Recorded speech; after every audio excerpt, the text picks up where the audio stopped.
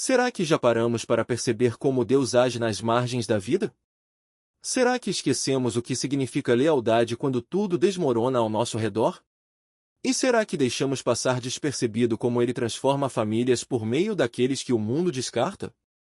Hoje, vamos mergulhar em uma história discreta, escondida entre os livros de Juízes e Samuel, um relato marcado por fome, viuvez, travessias de fronteiras e uma mulher estrangeira cuja fé reescreveu o futuro. Uma narrativa que revela como Deus opera nos bastidores quando a existência se torna amarga. Uma lição que ecoa especialmente para os crentes negros, lembrando que Ele enxerga os invisíveis, valoriza os fiéis e restaura os quebrantados. Esta é a história de Ruth. Nos tempos antigos de Israel, quando os juízes governavam a terra, algo aconteceu que mudaria para sempre o destino de uma família. Uma seca devastadora assolou Judá, transformando campos férteis em terra rachada e estéril. Em Belém, um homem chamado Elimeleque, sua esposa Noemi e seus dois filhos, Malom e Quilion, se viram diante de uma escolha difícil: permanecer na terra prometida de mãos vazias ou abandonar tudo o que conheciam em busca de sobrevivência em um país estrangeiro. Eles optaram pelo exílio, cruzando a fronteira para Moabe, uma região com um passado conturbado com Israel, onde o Deus de Abraão, Isaque e Jacó não era adorado. A princípio, parecia uma decisão sensata.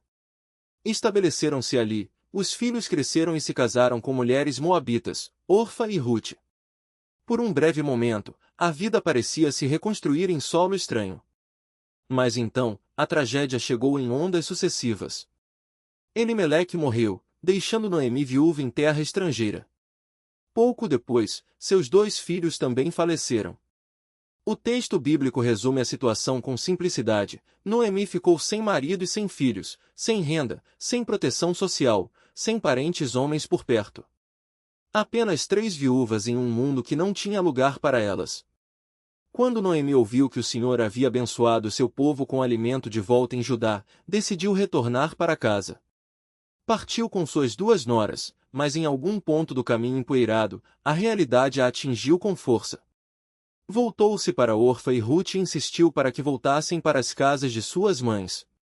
Explicou com franqueza que não tinha nada a oferecer, nenhum filho para casar, nenhuma segurança, nenhum futuro visível. Chegou a dizer que a mão do Senhor se voltará contra ela. Aos seus olhos, a vida se tornará amarga, e não queria que o mesmo acontecesse com elas. Orfa chorou, despediu-se com um beijo e retornou ao seu povo e aos seus deuses. Mas as Escrituras dizem que Ruth se agarrou a Noemi. Esta tentou mais uma vez, sua cunhada já voltou para o seu povo e para os seus deuses. Vá com ela. Era a escolha lógica, a opção segura. No entanto, Ruth respondeu com um dos juramentos mais poderosos de toda a Bíblia. Em essência, disse: não insista para que eu abandone ou deixe de segui-la. Aonde você for, eu irei; onde você ficar, eu ficarei. Seu povo será o meu povo, e o seu Deus, o meu Deus. Onde você morrer, eu morrerei, e ali serei sepultada. Era uma declaração de fé. Uma mulher moabita, de fora do povo da aliança, escolhia o Deus de Israel e atava seu destino ao de uma viúva amargurada e sem recursos. Optava pela incerteza ao lado de Noemi em vez da segurança sem ela. Quando Noemi percebeu que Ruth estava decidida, parou de insistir. Não havia mais o que dizer. Ruth havia feito sua escolha, uma decisão que moldaria o futuro de ambas de maneiras que ainda não podiam imaginar. Assim, as 2 mulheres, uma mais velha e amargurada, a outra jovem e firme, seguiram juntas pela estrada empoeirada rumo a Belém. A viagem de Moabe a Belém não era fácil. Eram cerca de 80 quilômetros por terrenos montanhosos e desérticos, um percurso que testaria até os viajantes mais resistentes. Dia após dia, Noemi e Ruth avançavam com os pés doloridos, carregando pouco mais que suas dores e uma esperança frágil de que a vida em Belém pudesse ser menos cruel do que a que haviam deixado para trás. Cada passo lembrava o que haviam perdido: maridos, filhos, a terra conhecida, e, ao mesmo tempo, as conduzia para algo que ainda não conseguiam enxergar. Quando finalmente chegaram a Belém, a cidade inteira se agitou. Não foi uma chegada discreta. As mulheres da cidade ergueram os olhos, semicerraram-nos e começaram a cochichar: será que é Noemi? O tempo, a tristeza e as dificuldades haviam deixado marcas profundas. A mulher que partirá com o marido e 2 filhos agora retornava acompanhada apenas de uma nora estrangeira. Noemi ouviu as perguntas e recusou-se a fingir. Respondeu diretamente: não me chamem de Noemi, que significa agradável. Chamem-me de Mara, que quer dizer amarga, porque o Todo-Poderoso tornou minha vida muito amarga. Parti com fartura, e o Senhor me trouxe de volta de mãos vazias. Para ela, sua história era uma de plenitude perdida, de alegria esgotada. No entanto, mesmo em sua queixa, as Escrituras registram um detalhe importante: ela não voltou sozinha. Ao seu lado estava Ruth, mas Noemi ainda não conseguia enxergar o presente que aquela presença representava. Os moradores de Belém viam uma mulher transformada pelo sofrimento e uma companheira estrangeira, cujo sotaque e vestimentas a marcavam como forasteira. 2 viúvas, sem terra própria, sem meios evidentes de sustento. Em uma pequena cidade agrícola, no início da colheita, a sobrevivência delas dependeria da misericórdia de Deus e da obediência de seu povo. O capítulo 2 do livro de Ruth encerra com um detalhe simples, mas carregado de significado. Elas chegaram a Belém no começo da colheita da cevada. A colheita da cevada acontecia na primavera, quando os campos se tornavam dourados e os trabalhadores percorriam a terra com foices, cortando e amarrando os grãos.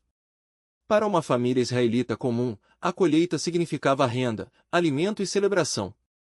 Para os pobres, as viúvas e os estrangeiros, porém, era uma oportunidade perigosa, mas necessária, de recolher grãos suficientes para sobreviver.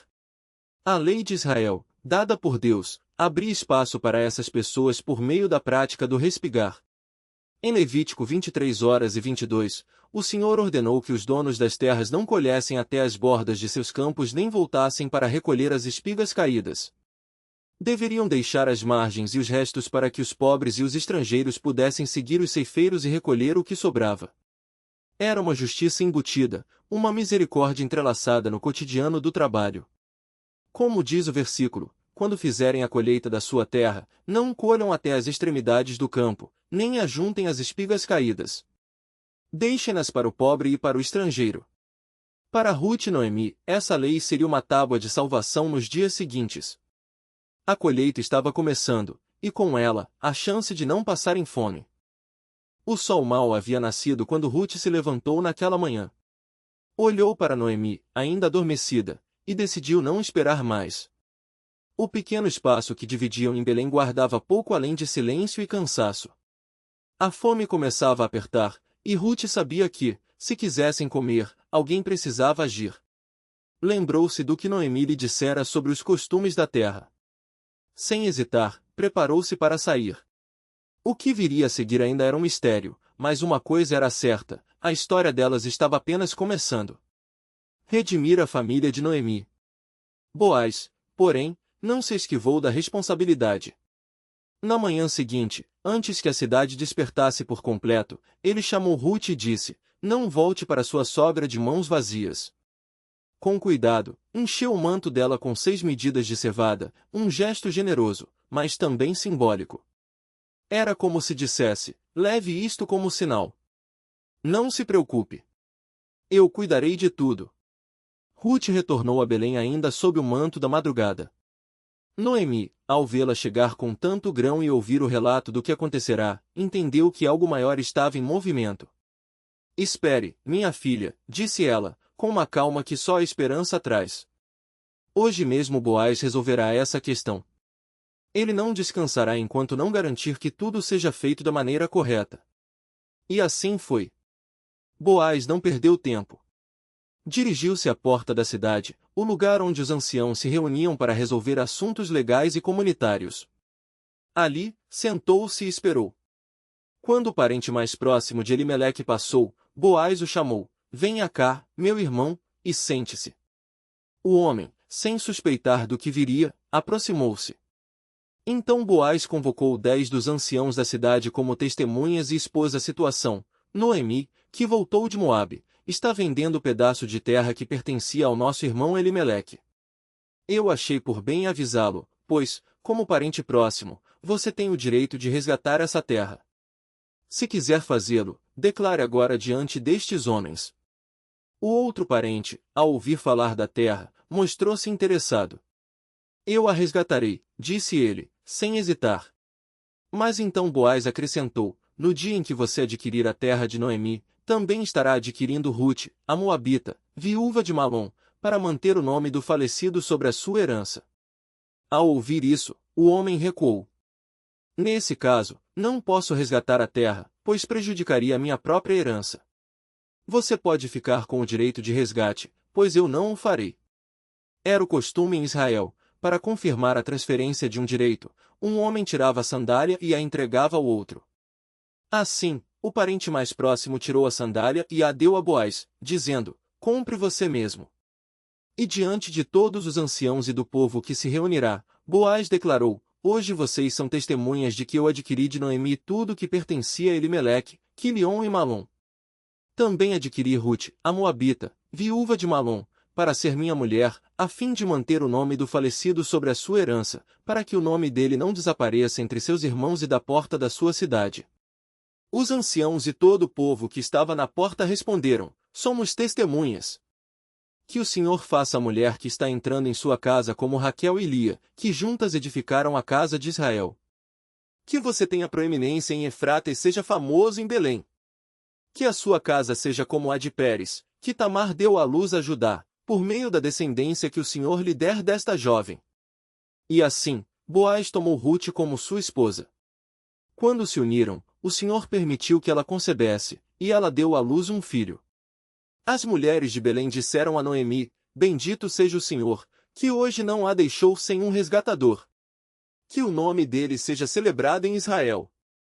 Ele será restaurador da sua vida e sustento da sua velhice, pois sua nora, que a ama e vale mais para você do que 7 filhos, deu-lhe um neto. Noemi tomou o menino nos braços e tornou-se sua ama. As vizinhas deram-lhe um nome, um filho nasceu a Noemi. E o chamaram de Obed. Ele foi o pai de Jessé, que foi o pai de Davi. E assim, naquela pequena casa em Belém, onde antes só havia luto e fome, agora ecoava o choro de uma criança, um sinal de que Deus não se esquecera delas. O que começou com uma decisão simples, de uma jovem estrangeira que escolheu colher espigas nos campos alheios, terminou com um nome gravado na linhagem do próprio Messias. Porque, às vezes, as maiores histórias de redenção começam nos lugares mais improváveis, com pessoas que ninguém esperava. Boaz, fiel à sua palavra, não perdeu tempo. Antes mesmo que o sol raiasse, ele enviou Rute de volta para casa com 6 medidas de cevada, um peso que ela dificilmente carregaria sozinha, mas que carregava muito mais do que grãos. Era um sinal concreto de sua promessa, um gesto que falava não apenas de generosidade, mas de cuidado com Noemi também.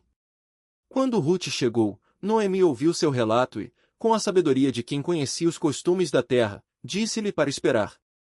O homem não descansará até resolver isso hoje mesmo, afirmou. Assim, Rute voltou para casa não apenas com um presente tangível, mas com a certeza de que Boaz assumiria pessoalmente a responsabilidade por sua situação. O encontro na eira, arriscado como fora, havia sido bem-sucedido. Agora, tudo dependia de como Boaz lidaria com o outro resgatador, aquele que tinha o direito prioritário de redimir a terra e, com ela, a obrigação de cuidar de Rute. Na manhã seguinte, Boaz se dirigiu à porta da cidade, o coração pulsante da vida pública em Belém. Era ali que se fechavam negócios, se tomavam decisões legais e se reuniam os anciãos para deliberar sobre os assuntos da comunidade. Ele se sentou entre eles, aguardando a chegada do parente mais próximo, o homem que tinha o primeiro direito de comprar a terra de Elimeleque, com ela, a responsabilidade de casar-se com Rute. Quando o viu passar, Boaz o chamou para sentar-se ao seu lado e convocou 10 anciãos como testemunhas. Diante de todos, expôs a situação. Noemi estava vendendo o pedaço de terra que pertencera ao seu falecido marido. O homem, de início, concordou em redimi-la, afinal, terra era um bem valioso, fazia sentido econômico. Mas então Boaz acrescentou a condição completa: no dia em que adquirisse o campo, também assumiria Rute, a Moabita, como esposa, para preservar o nome do falecido sobre a sua herança. De repente, o custo ficou claro. O resgatador recuou, temendo que aquilo pudesse prejudicar sua própria herança. Não posso redimir, declarou, abrindo mão de seu direito ali mesmo, diante dos anciãos e do povo. Segundo o costume da época, para selar o acordo, ele tirou uma de suas sandálias e a entregou a Boaz, um gesto público que confirmava a transferência do direito de resgate. Boaz, então, ergueu a voz para que todos ouvissem: hoje vocês são testemunhas de que comprei de Noemi tudo o que pertencia a Elimeleque, Quilion e Malom. E também adquiri Rute, a Moabita, como minha esposa. O que começara como uma viúva estrangeira colhendo espigas nos campos alheios transformava-se agora em um pacto de proteção, casamento e restauração. Os anciãos e o povo responderam com bênçãos. Rogaram ao Senhor que fizesse de Rute como Raquel e Lia, as duas mulheres que, juntas, edificaram a casa de Israel. Pediram que a descendência de Boaz fosse como a de Pérez, o filho que Tamar dera a Judá, uma lembrança de que Deus já havia operado através de histórias familiares complexas e quebrantadas para cumprir seus propósitos. Com o tempo, Rute e Boaz tiveram um filho, a quem chamaram Obed. As mulheres da cidade disseram a Noemi: este menino renovará a tua vida e te sustentará na velhice. A mesma Noemi que um dia se chamara de amarga agora embalava um neto nos braços, tornando-se sua ama. O livro se encerra com uma genealogia que liga Pérez a Esrom, Rão, Aminadab, Naasson, Salmão, Boaz, Obed, Jessé e Davi, uma linhagem que desembocaria na família real de Israel. Quando abrimos o Evangelho de Mateus no Novo Testamento, lá está Rute, nomeada entre os ancestrais de Jesus, o Messias, ao lado de Tamar, Raabe e outras mulheres, um sinal claro de que o plano salvífico de Deus intencionalmente incluiu os gentios, estrangeiros e aqueles que o mundo considerava à margem. Boaz, o resgatador da família, aponta para Cristo, nosso Redentor definitivo, que nos comprou não com prata ou ouro, mas com seu próprio sangue. Na história de Rute, vemos a providência divina, o cuidado de Deus pelos pobres e estrangeiros, e como ele tece a obediência cotidiana em propósitos eternos, ecoando a promessa de que todas as coisas cooperam para o bem daqueles que o amam. Através de perdas, luto, pobreza e dificuldades, Deus estava tecendo uma história de redenção que não apenas abençoaria Rute, Boaz e Noemi em seu tempo, mas que reverberaria até o rei Davi, por fim, até Jesus Cristo, trazendo bênção para o mundo inteiro. E se você está lendo isto, saiba que essa história chegou até você. Você faz parte do fruto dessa mesma mão redentora, que continua agindo, atraindo para si os esquecidos, os cansados e aqueles que, como Rute, se recusam a soltar a mão de Deus. Se essas palavras tocaram seu coração, não as deixe apenas aqui. Permita que elas se assentem em você, depois, ajude-as a alcançar outros que precisam de esperança. Que esse testemunho de redenção silenciosa, mas poderosa, chegue a mais pessoas. E se você ainda não o fez, reserve um momento para refletir, em que área da sua vida Deus está trabalhando nos bastidores, mesmo quando você não consegue enxergar. Confie. Como Rute, como Noemi, como Boaz, você também está sendo tecido em uma história maior do que a sua própria. Senhor Deus, agradecemos por Rute, Noemi e Boaz, que nos mostram que tu vês os quebrantados, as viúvas, os pobres, os estrangeiros e os esquecidos. Obrigado porque, em Jesus, nosso verdadeiro Redentor, encontramos perdão, restauração e um lugar em tua família.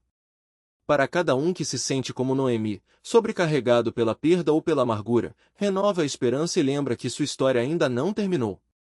Para quem se identifica com Rute, caminhando pela fé em lugares desconhecidos, honra sua lealdade, perseverança e obediência silenciosa. E para aqueles que são chamados a ser como Boaz, fortalece o coração para agir com justiça, misericórdia e generosidade em um mundo que tantas vezes ignora os vulneráveis. Ajuda-nos a viver segundo o espírito de Miqueias 6:8, fazer justiça, amar a misericórdia e andar humildemente contigo. Agradecemos por cada pessoa que percorreu conosco esse estudo e pedimos que tua palavra continue agindo em nós muito depois que estas palavras terminarem. Molda-nos para refletir o coração do nosso Redentor, Jesus Cristo. Em seu nome oramos. Amém. Obrigado por dedicar seu tempo, sua atenção e seu coração a esta jornada pelo livro de Rute. Sua presença aqui importa, sua fidelidade importa. Não damos por certo o fato de que você escolhe estudar as Escrituras conosco, semana após semana. Que o Senhor te encontre com força renovada, esperança firme e a certeza tranquila de que Ele continua guiando seus passos. É uma honra caminhar na palavra ao seu lado.